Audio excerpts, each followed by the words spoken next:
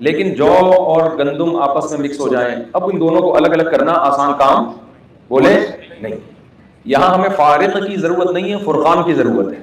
फुरकान भाई को बुलाया जाएगा, वो ये काम करेंगे। समझ रहे हैं? तो देखें, कुरान कह रहा है कि ये किताब जो है ना अल फुरकान है। तो किस चीज में फर्क कर रही है ये? असल में दुनिया में बहुत सारे कॉन्सेप्ट्स हैं, बहुत सारे नजरियात हैं, बहुत सारे जिंदगी गुजारने के उसूल हैं, जिनमें लोगों का आपस में बहुत ज्यादा, जुमला कंप्लीट कर लिया करें, इख्तिलाफ है। एक कहता है ये ठीक है, दूसरा कहता है वो ठीक है, तीसरा कहता है, अब मुंह से फूट लेना, बोल लेना, तीसरा कहता है वो ठीक है, चौथा कहता है वो ठीक है।